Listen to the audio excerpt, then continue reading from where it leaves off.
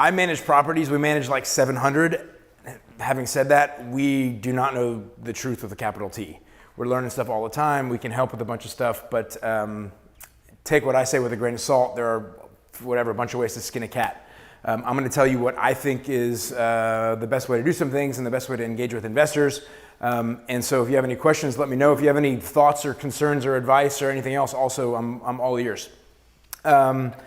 We do, this is a great thing, working with investor clients. This home practically pays for itself. It's located on a very windy street next to an ATM machine. It's like investors sometimes want it all, and we sometimes love to sell all that to them. It's we were just having a conversation. It's kind of like we're getting into a spot in the market where it can be tough to make numbers work for investors.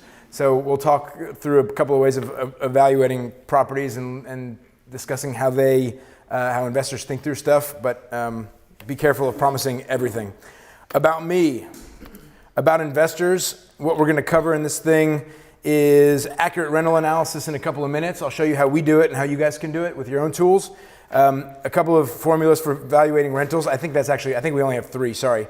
I want to talk through a couple of investment strategies, when an investor calls us and says, like, what are my options? We say there are a couple of things you can do. There's the high yield play, there's the middle of the road, and then there's the kind of higher value property that doesn't yield as well, but you can kind of retire on it with your pro forma hitting your or your reality matching your pro forma more closely. So we'll talk through some of that. We'll talk through a couple of tips for working with a bunch of different types of investors. And then please stop me if you have any questions. Email me. That's my email address, matt@KeyrenterTulsa.com. I don't do any sales anymore. I've outsourced that to a great person in my office named Lisa. And so if you have investors that you want, we can talk through this too. If you have investors that you want us to talk to, I'm happy to talk to them, but it feels like I'm pulling the rug out from underneath the person that I've empowered to do this in my office, and so I don't generally do that. So I'll talk through, but when it comes time to like talking numbers and stuff, I'll pass it along. So don't be offended if that happens and I do that. I'll let it be known ahead of time. About me, when I originally did the presentation here at Supreme Lending, my friend and associate put this photo up of me. This is from me at my bachelor party when I was single. We were in Mexico and I had a little bit of wine, beer, or whatever it was. And I was like, longingly looking out into the whatever I was looking at on some river. Now I'm married. I've got 2 twin girls that were born 5 weeks ago, Ariana and Simone. If you meet my wife, don't tell her I didn't put a photo of her on here, but those little babies are really cute. What's that? They look just like her, I hope, because if they look like me, we're all in trouble. Owner of Keyrenter Tulsa. We manage about 700 units, a touch over, single family, multifamily. We have a bunch of people that we rely on in our office that make the world go round for us. And so that's super helpful. I know you guys work with Gerardo, I think. We've got a bunch of guys that are capable. You guys also work with Gerardo. Super capable, good decision makers. We also rely on a ton of subcontractors and a ton of maintenance guys, so we're grateful for all of their help. I own a portfolio here in Tulsa and also in Colorado, so I know a thing or two about investing. I started as an investor before I opened up a business that was managing property, and we were buying in Colorado back when it made sense. It's crazy now, and I wouldn't advise anybody to do it. If you have cash, park it somewhere in Tulsa, not in Colorado. We buy stuff in kind of between MLK and Sheridan, 244 to Pine. I love that area. It's a great spot for investment properties. You also buy in the Pearl District historically. I don't anymore, but there still are deals to be found that you can renovate and do good things with. We've led a bunch of syndications for apartment complexes, so I can tell you about that. I'm also all about figuring out how I can help. So if you want an operating agreement that we spent thousands of dollars building with Fred Dorwart's office downtown for a syndication, let me know, let's talk. If you want the GP or the LP operating agreements, I've got all of it. Ping me if you want a standard operating agreement because your investor says, hey, I'm forming an LLC. I can send it to you. It's not a big deal. All this stuff is like in the purview of attorneys that are charging a whole bunch of money. I'd rather just give you guys whatever helps your investors do it for less money. And a shout out to State Farm too. What Matt says is totally true. If you can position yourself as the expert in multiple fields, not just selling a property, but like, hey, I can help you think through how you can save money. State Farm is 100%, unless you're going into a commercial thing with where you're going to Chubb and 500 properties on a single family basis and up to 4 units. State Farm is by far the cheapest in town. I've heard that outside of Oklahoma, they're not the cheapest always, but we pass a lot of stuff over and go, just save a little bit of money. It doesn't hurt to save some money for similar coverage. I can talk to you all about partnerships in various ways. We've partnered in 100 different ways to buy stuff. And so I can talk to you about that. I don't know anything about selling a property. I literally have never sold one in my life. We have quite a few in Colorado. We've never sold anything here in Tulsa either. I worked previously at McKinsey & Company. It's a consulting firm that does a lot of kind of high-level strategic consulting. I was in Dubai. It was fun. We did corporate finance and kind of family strategy for businesses that were family run, that were trying to transition through to the second or third generation. So that's about me. I'll stop there with that. Investors come in all shapes and sizes. So if you are chasing a big fish, it's a good place to be, but the guy that comes to you or the girl that comes to you and wants to buy one property is a fantastic place to be. We have a bunch of people that are clients and they might have a single investment property for a year or two. They may have inherited it. They don't really want to be in the business and they realize, wow, all of a sudden this really helps me taking depreciation and interest expense on my tax return. It's really helpful in excess of what I earn cash-wise, which is also nice. And they end up buying more stuff.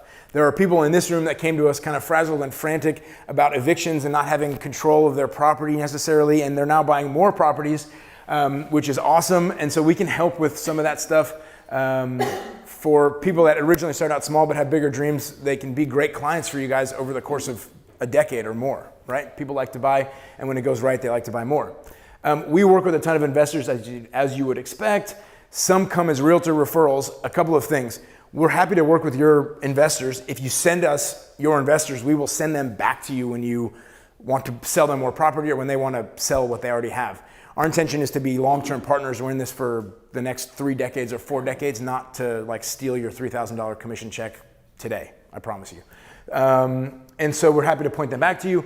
If we can help you manage properties better because you want to do this, you are realtors, you can manage properties. If you think that that's a worthwhile use of your time, I'm happy to kind of share tips and tricks on how we do stuff. There are some things that we're happy to share. There are other things that we're not. Like we do a zero security deposit thing through a company. I'd prefer we're the only people in Tulsa that do it. And we're insured on the back end through a relationship that we have. I'd rather not tell you how we do it, but we have a great system and it's pretty unique. But on the other stuff, like we use AppFolio. It doesn't make sense if you manage 5, but if you manage 50 or more, it probably does. We pay $4,000 a month for it. At some level, it makes sense for different scales. You can pay less, whatever. We use Tenant Turner for self-showings, and I can talk to you about the merits of all that stuff. So if you want to build a management business, I'm happy to tell you or teach you what we do and help and have you do it yourself. At some point, I'll probably come knocking and try to buy your business, but that's a different story. You can also clip a coupon then. Yeah, exactly. Like I do like to buy other businesses. So you build it to 50 or 70. When it's a headache, we'll buy it from you, no problem, and pay you going rate. So in rental rates, how do you guys determine at this point if somebody comes in and says, I want to buy this house?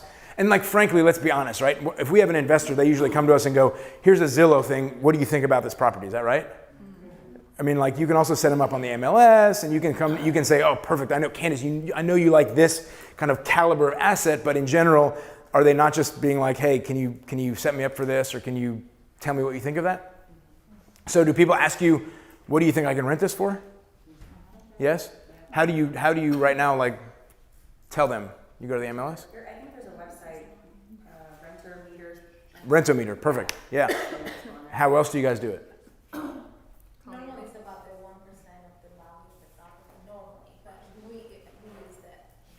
So 1% is perfect, and that's what you would expect to get. But what if somebody if they show you a property at I don't know, like in Bixby, it's a $300,000 property. Are you going to get $3,000 a month of rent? I'm like, maybe not. So 1% is definitely valuable for analyzing whether a property makes sense as an investment. But from how else do you do rental analysis? Anybody else? To something else that's for rent. Beautiful. And how do you find those? Yeah, comps. How do you find the comps? Looking at the properties around and see how much. And where do you drive? Do you drive around the neighborhood and? No. I mean that's what MLS. Beautiful. Okay, cool. So Rentometer is a great tool. Rentometer is like, depending on the confidence interval or whatever, it's a great tool. I think there are neighborhoods where it works really well, and there are neighborhoods where it like doesn't work well. And oftentimes you have to go 5 miles, and you know that if you're at 71st in Lewis or at the river, 91st in the river, like what's within 5 miles is a lot of different stuff. And so you're not gonna have very accurate numbers, I don't think. The MLS is a great place to go. If you go to Matrix and then go to whatever that first tab is and go down to leasing, that's a great way to do it. You can put in an address and do any sort of radius, just like a sale, just like doing a CMA for a sale. There's also a website called Rent Range, and I think they charge like $3 or $5 per whatever report that they run, but they look very professional and they're great. Investors love them. And then we also, we have 700 properties in Appfolio, so we know just generally, like, there's probably not a neighborhood where we don't have something that's similar, so we can tell you a general range, and you're welcome to call us and we'll give you our thoughts. And then there's also, Appfolio, if you use Appfolio, they have, I don't know, it's 1 million or 2 properties online, and so they have a lot of stuff. Tracy Strike from Renter's Place doesn't use them, sorry. Accent Property Management uses them. There's a bunch of companies in town that do use them, and so they have other stuff in the portfolio that they sanitize, and they just will give you they'll give you comps from the system, so we can help with that. But a couple things to consider. Just like a CMA, you're gonna check bath, bed, square footage, the year built. What you're essentially doing is saying, if you were a tenant, what are my other options, right? Because you can't sell something for $900 that everything else is going for $700 a month. It just doesn't make sense. It's like people will go, no, I'll just go to that option. And we run into it sometimes where we have really nice renovations in like substandard neighborhoods where we've done everything new and we're trying to market stuff for $575 and the nearest comp is like $350, and somebody comes in, they're like, well, I can get that for $350, and you're like, but can't you see how different this is? And sometimes it just doesn't hold. People are like, I don't care. Like, I'd rather go for $350. And you're like, okay, I may have wasted some of my money. But so you're looking at that. You're looking at location, condition of the property, the amenities associated with the property. Does it have a fully fenced-in yard? How does the porch look? The whole thing. And then, as I said before, look at it as if you're a renter looking for a rental, right? Because people come to me, your 1% rule type of thing. People often say to me when I have meetings, like, well, I need $1,500 to make my numbers work on the mortgage. And I'm like, that's tough because a renter doesn't care what your mortgage is. If you're on a 15-year amortization and you could be on a 30 and you're paying twice as much a month, does a renter care? A renter would be like, the one down the street's on a 40-year amortization with an insurance company. Like, that's cheaper and better. What do I care about you? So you have to do it as if you're them, looking at everything in the area. And you have to also say some people are agnostic as to whether they live in an apartment or a house, a duplex, or whatever. And so there's a lot of different competition. So again, if you're going to do it by kind of looking at the comps, go to the internet, Google it, Zillow, HotPads, Craigslist, Facebook. And my opinion is that when you go on Zillow and you see the side profile and you look at like a house that's probably in a good neighborhood, probably attractive, but they use those, they're like, the lights are all off and the colors are dingy and everything else, it's miserable. We have Tammy Molinero from Trademark Photos. She's not the only photographer in town, but we do all of our photography through her. So if you see properties that we've marketed, they all look awesome. And sometimes we get feedback that's like, well, the photos are way nicer than the property. I'd rather have that when somebody went to look at the property than the other way around where people don't look at it, because photos make all the difference in the world. And then the question obviously is, within a given budget, would this unit appeal to you, right? I mean, people will live in the most expensive house that they can afford. And that includes what they expect utilities and other things to be at. So if your investor says, should I upgrade windows or should I put a new HVAC in or whatever else, there's some merit to be said, like, you need return on investment for sure, but tenants will look at it and go, oh, they're all window units. I know window units are expensive. Or I know that a mini split is a little bit cheaper or more expensive than a central air system or whatever, and they'll factor that into what they're gonna end up paying at the end of the month, and they're gonna live, again, in the most expensive place they can afford. So let's do an example of a property. This is a Jenks property. These owners have like 15 properties with us, 3-bed, 2-bath. They do everything super nice. They like to take great pride in their property. We just took this portfolio over like 3 months ago, and this was a property that we just leased. So you can see on this MLS search that everything is pretty tight, right? It's not like you have some in the $1,100 range and some in the $1,500 range. So we know, based like intuitively looking at this, I know that the property is going to be in the $1,350 to $1,450 range, right? And some of it is based on kind of the price per square foot and whatever else. So what did we do? Here we looked, here's another thing. This is Rentometer, by the way. Sorry, this is Rent Range, sorry, by the way. It's like $3-4 a pop. You can run these things and it looks really professional, right? It's a great little tool. Also will give you a confidence interval. And so if the confidence interval is like 60, I wouldn't run with it. But if it's a 91, you know that things are pretty tight for the area. And again, like everything here within a 1 mile radius is 1450. You really can't see that, can you? Am I like blind from close? Yeah, you can see it better from far. But like everything is in the 1375 to 1450 range. So you know, generally speaking, that it's going to be there. We like to price it a little bit higher. We like to see if there's a spike, like we pop it up at the top, and if somebody bites early on, we're happy to take a higher price and push rents up in the neighborhood. If not, we'll drop it down $25, $50 a week until we have somebody that'll do it. That'll do it at that price. This property is unique in that Brad Sides from McGraw, who does beautiful renovations for his people, gave this to us. And this is for an investor of his, and we had basically nothing in the area that comped at all similar to this. So when he's done with it, the hardwoods look beautiful, the bathrooms look really nice, the granite on the kitchen and the stainless steel appliances show well, they photograph well, but it doesn't have any landscaping. It's a small house, it's a 3-1, which is essentially functionally obsolete, but whatever. And everything in the neighborhood was like, what are the prices here? Are like $795, $895. Like there's nothing that really hit the numbers that he wanted, that this guy wanted. And we were like, well, none of this stuff really comps. So compared to this, there's this. So then this one is $795. It's also less than a mile away, but it's just like, it just doesn't show nearly as well. So we're like, what do we do? How do we take this house? How do we take this house and comp it to this house? And the answer is kind of like swag. What does swag stand for? Like sophisticated wild ass guess? Like just like, what do we think this thing will go for? And we gotta talk to people and go, hey, in our office and go, what is other stuff going for in this market that we would list at that looks like this? And kind of go, I don't know, $1,250? Perfect. And he goes, and the investor goes, those numbers work for me. So we listed it at $1,250. We marketed it on the 5th. We leased it on we got an application on the 16th, and we had it signed on the 21st. That's like $300-400 more than anything else in the neighborhood. Cool. How many applications did you get? That's a great question. We rarely get except for some of these Jenks properties, we rarely get more than 2. I mean, like 2 units, whether it's a couple or a group of friends or whatever. We had one the other day, obviously in Jenks. My first question was, why have we priced it like this? We got 7 applications, and I was like, add a pet fee, add whatever you can to like make these numbers work, because it's just clearly if you have 7 applications, you've priced it way too low. So sometimes we get it wrong, right? And then we backpedal a little bit and try to see how we can.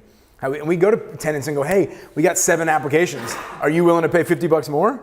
And they go, no. Perfect. Next one. Are you willing to pay $50 more? And eventually somebody will be, right? Somebody recognizes that everything else in the neighborhoods is not up to par or snuff, and they do it. So when you can't find rent comparables, that's just a bad thing for your investors. Your investors want to know with some certainty what their return is going to be on these properties. And so you can't go to them and just say, I have no idea. And sometimes we say like it's a swag, and we're going to go high, and we're going to like work our way down, and we might let it sit on Zillow for 2 or 3 or 4 days, and then start bringing it down like quickly. We could look, I think this is $100 too high, and let's bring it down $25 every 3 or 4 days, and keep a close eye on it. But you should have some idea of what to do. There's my swag.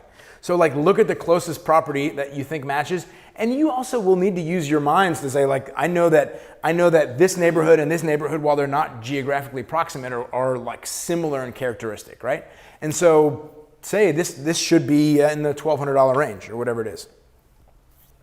Determine whether your product is better or worse, obviously, and then make sure that your photos are awesome.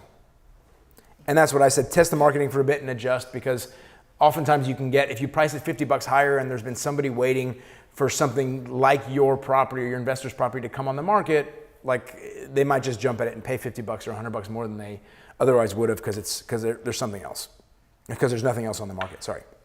Okay, so to your point about the 1% rule, a bunch of ways for valuing rentals. The 1% rule, cash flow, cap rate, and then cash on cash return. Does anybody not know what these terms mean? Should I explain them before we go through the exercises? Everyone good? Which one don't you know? The cash on cash.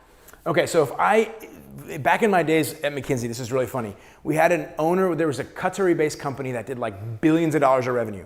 And they had multiple segments. One was like a watch, luxury watch. So they had Patek Philippe and they had Panerai and all these brands. And then they had a marine division. And there were two separate businesses run by two sons of the founding guy. And he was like, Matt, he didn't understand that there's a return based on the cash you put into a project. So he was like, both of these businesses make $100 million a year. And I'm like, cool, that's great. How much have you invested in this marine business? And how much have you invested in this watch business? He's like, well, we've invested 10 million in the watch business and we've invested $1 billion in the marine business. Well, if you had invested $1 billion and you got $100 million back, it'd be different than if you had invested 10 million and you were getting $100 million back a year, right? That's your cash on cash return. Like you can use bank leverage, you can use all cash to buy something, but what's your return on the cash that I've got in the deal? If I put in $1, am I getting back 50 cents a year or am I getting back $10 a year? It's like for a year? It's an annual metric. I mean, I guess a lifetime you'd have to discount it for time value of money and whatever. But yeah, it would be an annual thing. Okay. I think frankly you can just use it kind of monthly, am I right? And go compound it. I mean, I think of it generally as I make $300 a month and then I annualize it and I make $3,600 a year and I've got $10,000 in the deal. We'll run through an exercise. But does that make sense? Yes. Okay, cool. Okay, so the 1% rule is a very kind of order of magnitude first level of analysis. It's like, generally speaking, does that make sense? And the 1% is the bar to say the monthly rent is 1% of the cost of acquisition. So if you buy something for $100,000, $1,000 would be a decent return for that. $1,000 would be a decent monthly rental rate on a property.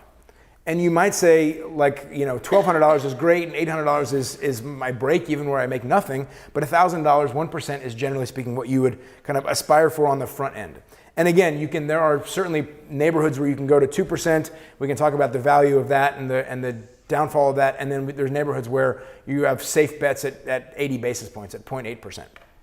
But in essence, this is a rule of thumb used to determine if the monthly rent earned from a piece of investment property will exceed the property's monthly mortgage payment.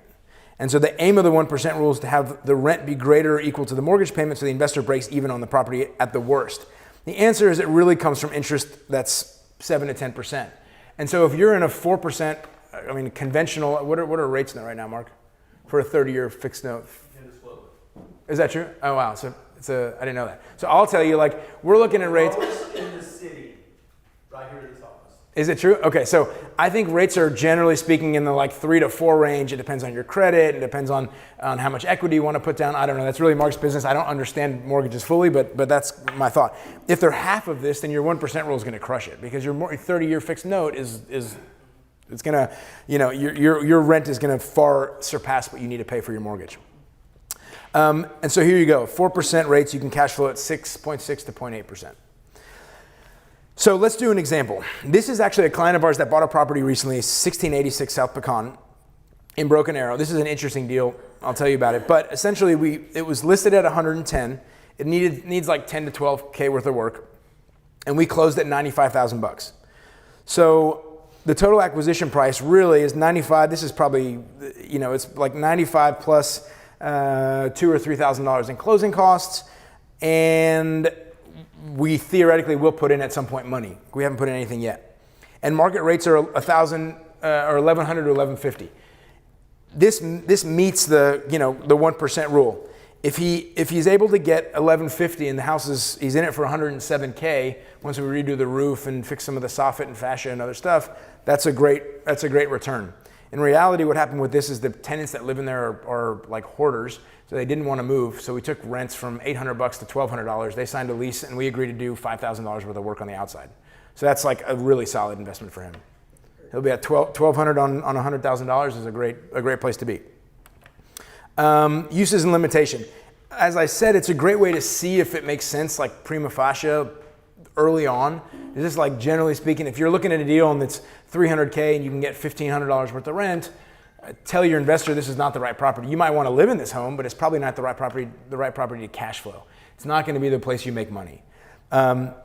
It's easy to compare different properties. So if you're looking at 2 in the same neighborhood, we're buying, for example, for 2 different investors right now, properties at like 14th Street on the east side of town. One's at 62 and one's at 49. They're literally 2 doors down from each other. So the rents are not going to be dramatically different. The returns that those investors want or desire are different, right? One's a retired guy that wants essentially 8-9% on his cash. The other guy's a more aggressive investor that's willing to say no until he gets the right desperate seller. So it's you can compare, but if I look at the same $750 of rent on $61,000 and on $49,000, obviously your returns are significantly different. You can see that they're different. It's easy to compare different properties. The 1% rule does not take into account any renovations or higher than expected expense ratio. So if you need to do renovations, put that on like I did on the pecan example. It's not 1150 over 95,000. It's 1150 over your total basis in the property, which if you have to do work includes that work. It's also, if there's a I don't know what the exact expense ratio is, but if you go into a house and you're renting it, you buy it for 20 grand and you rent it for $400, that's 2%. In reality, what's going to happen? You have non-payment of rent. The quality of tenant that you put in at $400 is going to indicate to you that you're probably not going to collect all your rent. There's probably going to be a bunch of plumbing issues where the toilet stops up and you have to go fix that and you pull up the bathroom floor to do this. They're going to leave at some point because there's no AC in that unit and they're tired of it in summer, so they'll live there in winter with a base floor unit. But your numbers aren't going to look the same. So if your expense ratio is way higher than kind of standard stuff, and we use 35-40% generally speaking, it's multifamily. On single family we use much lower. We use like 5% vacancy and probably 10% expense ratio. Then if the numbers are wildly off, it's going to skew your ability to make the numbers work when you're already in the investment. The last thing you want, and what we say to owners when they want to buy property is, come to us and let us tell you about the property before you buy it, whether you're buying it from us or otherwise, because the realtor has a vested interest in selling you the property right now. We have a vested interest in making it work long term. If you guys tell them up front, we want to have a long-term relationship with you, let me run these rental comps for you so you know that we're not just selling you this property for today, that will go very far with an investor. They know that you're on their side, that you're not just trying to clip a coupon. You are all the things that they want you to be, you are. You're here to make them money kind of starting today for the future, not just because you have something, a vested interest for you. So talk to them about these sorts of things, the 1% rule, educate them, come to us for rental comps. We'll send you all of them through if you don't want to do them yourself. But from the 1% rule that you need to dig a little bit deeper, more research is needed. You need to dig a little bit deeper and see whether this is indeed a deal that is worth pursuing or not, right? Because again, if you go into a property that meets the 1% rule, but you find out that there's just the HVAC is going to cost $7,000 because it's a 22 system and it needs to be 410 and whatever else, you need to change everything out. That's going to skew your numbers dramatically. Sorry. Is it ready to share? Why does it do this? Start sharing. Any questions on 1% rule before we go to cash flow? Cool. So cash flow is the monthly rent minus the monthly expenses. Like broadly speaking, if you're going to make $1,000 but $500 goes out, then you've got $500 left in your pocket. Is that good or bad? I don't really know. Depends, right? So what's important is that you accurately account for monthly expenses. If you're running through the numbers with an investor, it's super easy, and I don't want to just sell your services without your approval. But it's easy to kind of say, Mark, on this sort of loan, what would I be paying a month in a scenario without interest rates, but between 3 and 5%? What's my monthly principal and interest? Easy to go do the work for them and say, this is what the assessor site says that the taxes are if you're buying it above or below. Calculate a ratio, an expense ratio for the taxes, and tell them it's going to be $50 a year or $150 a year, or whatever it would be. And then it's easy to say, I know from my relationship with Matt McCoy at State Farm that rental policies at State Farm are going to be between $40 and $60. Put it into a pro forma. I'm happy to share with you a pro forma. We use a bunch of them that are some simple, some more complex. Email me and I'll shoot you some that you can pop to them and go, hey, this is what I think your monthly cash flow would be.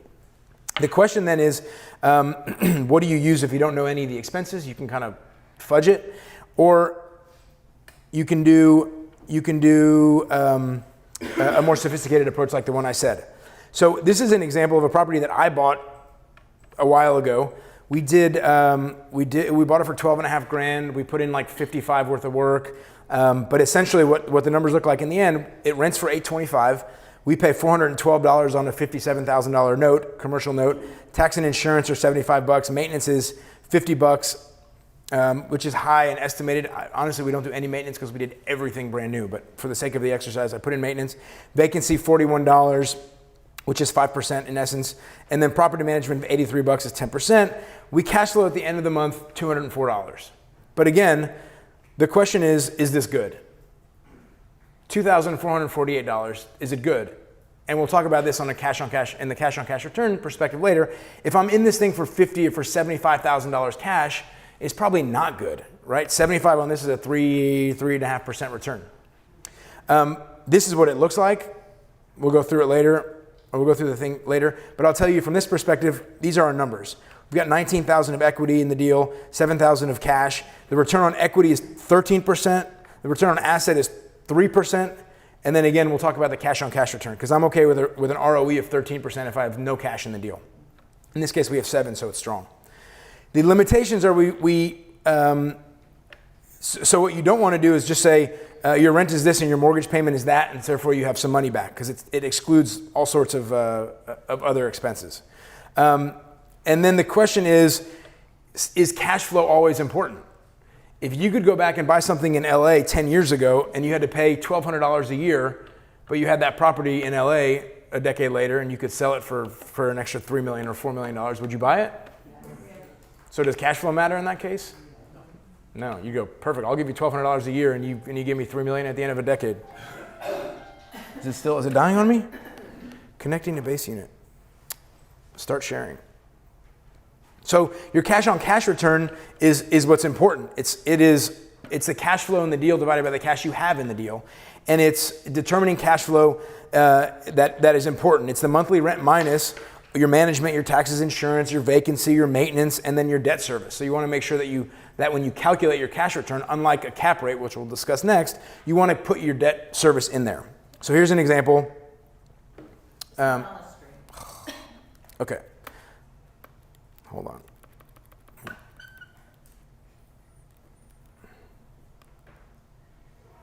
I don't know how to do this. So here, stop sharing, start sharing. Okay, so back to this property, 76 grand, we've got a loan of 57, equity in the deal is just defined as what the loan is divided by the property value, the property value minus the loan is the equity. We've got 7 grand in the deal. If we have a 7 grand in the deal, but we're doing what I said, $2,450 in cash, it's a 35% cash on cash return. Meaning if I put my dollar in the stock market today, is there any company that you can reliably say will give you 35% return next year? And frankly, it's not cash. It's just it's an amount that you think you have on paper you've got, but you've got to cash out and sell the asset to actually get that cash back, which is why real estate's a great thing. So I'm okay, even though I've got 7 grand in the deal and it sits there and I'd rather be in $0, I'm okay with that, 35% cash yield. Let's go through because I'm running out of time. Cap rate is another way. It's predominantly used in multifamily, but it's a good way to take out your financing from the decision as to whether a property is good or bad. And it's essentially net operating income divided by your total cost basis. You can have an ingoing cap rate and a stabilized cap rate. So you can say I'm buying this at a 7 and I hope to operate it after I do a bunch of work, raise rents, cut expenses. I want to operate it at a 10 cap. That's possible for sure. And then it's mostly used in multifamily. So if you buy an investment property all cash and you for $100 for each, if you buy a multifamily property for all cash and you put $100 in, what is the profit per year after you've paid your expenses is what this is asking. It's the way you finance it, whether you're all in cash and you don't pay any mortgage payment or whether you're in for 100% mortgage debt, then that is irrelevant to the discussion of a cap rate. That's what you're trying to do is take out the financing discussion and say this property and this property are apples to apples compared based on the net operating income of the property and the asset value. In other words, financing expenses are below the line, so the cap rate takes the financing component out. So let's just say, I want to go through this quickly, but the net operating income, I want to use this example here. This is a real property that we manage. I haven't put any real details. I've tried to sanitize it. There's 7 units downtown. It makes 42 grand. $12,000 in expenses for the most part, $30,000 in net operating income. So the value that you would ascribe to this property if you wanted to go and buy this, or you wanted to determine what your value was, would be $30,000 divided by some denominator. You can do the same math by saying 30,000 divided by 9% gives you the value. 30,000 divided by 8% gives you a better value. Generally speaking, a higher cap rate is a better investment opportunity for the buyer, but at the same time, it might indicate that there's kind of sketchy things with the property. Like, why would somebody sell at $333, which is a 9 cap, when they could sell at $600, which is a 5 cap? Probably because the income is less assured, right? Or the neighborhood's not that great, or whatever else. But essentially, this owner could go and say, I want to buy this at a 7 cap, or I think it's worth a 7 cap, because he knows what other properties in the market go for. He says, look, other multifamilies have traded at 7 caps or 9 caps or whatever it is, and therefore I would put a 7.5 cap on mine, and it would be worth something like $400,000. And you would do the same as a buyer. You'd say, show me your net operating income. Why am I going to pay you a 10 cap on this, or why am I going to pay you this when I should pay you that, right? Am I out of time, Mark? Yeah, we need to follow. Okay, I wanted to say one thing. Okay, there's a couple of things on types of investors. Keep in mind that investors come in all shapes and sizes. You want to talk to them the way they want to be spoken to. Some people, want to, they are renting their former primary residence, and they want to make sure that they have cash flow. Other people want to make sure that they have, that they can park their money and not lose money. Some people are going to want management. Some people aren't. Some people you can help by, like the long-term investor, if you can introduce them to people, that's going to be super helpful to them to build their network and help them and build relationships and people that can help them go about their journey and buying stuff over the next couple of decades. Be a resource for question. They'll be loyal if they know they can trust you, but they might be living off the cash flow from the property, which makes it difficult to introduce new and creative things. They don't want to do too much renovation because they're living off of it, and so the idea of kind of buying a property and then putting a bunch of cash into it can be sometimes anathema to their long-term goals. High net worth guys, they've got a bunch of holdings across multiple asset classes. They might buy in all sorts of different states, potentially international, and they have a large appetite for passive income. You can help by bringing them deals, doing a bunch of the legwork, running rental comps, making them feel like they're safe in doing these deals. They probably won't be loyal to you, but anyone that can help them, they're gonna do business with. For us, I'll skip this. This is what we do. If you want to know about it, you can ask me, and I'm done. Sorry to rush through the last bit. I'm here for questions. Yeah. Yeah. I'm happy to chat Q&A. Go. So as far as the people that you're working for, do you see a lot of people reinvesting the cash flow into future projects, or do you see more people living off of the cash flow? We rarely see people living off the cash flow. We deal with a lot of out-of-state investors.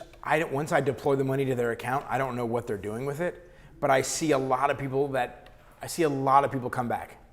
And we help them, or they buy their first 2 properties, and then a year later, 18 months later, they're like, okay, I've saved up the next tranche of capital and I'm ready to keep going. I don't get the feeling that we manage a couple of properties for owners in town that have like a bunch of fourplexes, and they used to live in one side, now they moved out, so now and it's like, yeah, I think they do live to some extent off the capital, and they're not interested in buying more.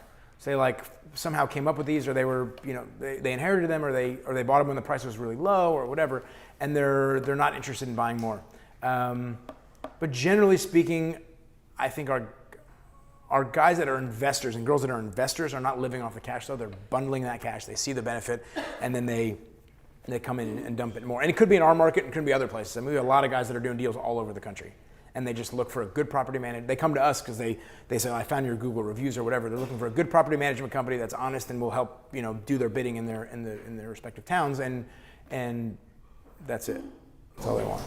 I've seen Matt really convince investors to continue to be an investor, because once he took the properties off their hands, it was like, so I just need to go earn, save, and buy the next one. Yeah. And absolutely, I've seen our personal friend of ours that just really, he's got him going, and others, breath of fresh air coming in and just let them go do what they do and let Matt do what he does. And it's just, that's a great partnership for you selling the properties and him taking care of the properties. So it's a great partnership between. We had a question over here. Go ahead. Yeah, how do you price your services? And like, if I were to be talking to somebody who's out of state and they're like, hey, I want to do some investment, but of course they don't want to keep flying back and forth. Yep. How would I tell them that you would be like, how do I describe your service? So we charge 10% of rents, and we charge $6.95 for the leasing fee. A lot of people in town do like a 75% or a 1 month rent for the leasing. Fundamentally, we say like the role, the job, the work is the same whether you are renting a $3,500 house on Brookside or a $500 house somewhere else.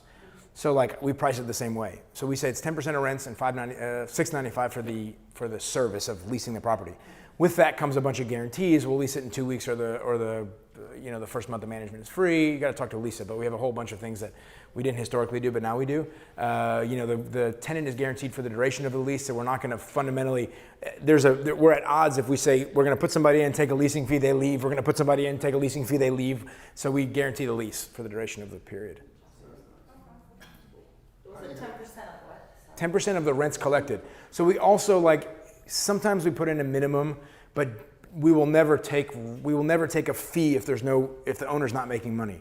Yeah. So we might say like your property rents for $500 a month.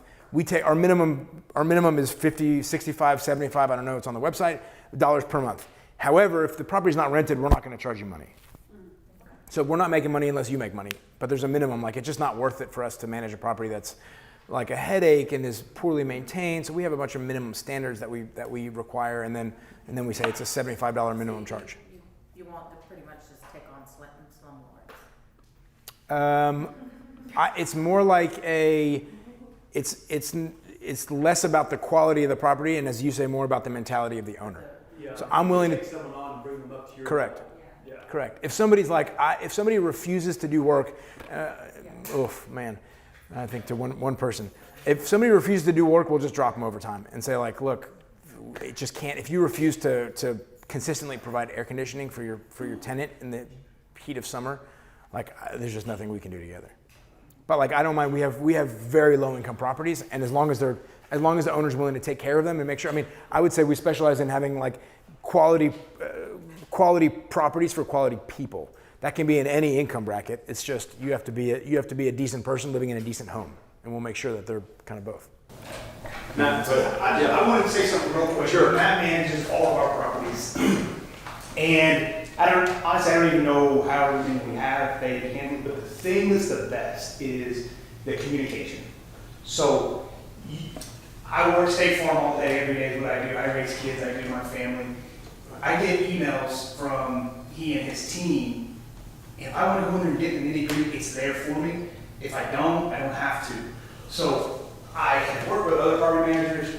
They are hands down way easier. You trust them. The trust factor, because I've had ones that have not been trustworthy and have taken money, and so I highly recommend these guys. They can work with you in the Spanish market. They've got a lot of, you got 3 or 4 that call speak Spanish. Only like 2 that don't. Yeah, The majority, they all do. So Matt does. yeah, that's a what's the most interesting Eric man in the is- world. But I highly recommend. They have taken our property, they've actually raised our rents over time with our people. So it's really recommend those guys, 100%. Firsthand, just Thank you. bad experience turns to a good experience. Thank you. So It'll give you a taste for more real estate, that's for sure. Last question, Kenny, did you have something? There's one here too. Yeah, how do you handle maintenance? Do y'all do it?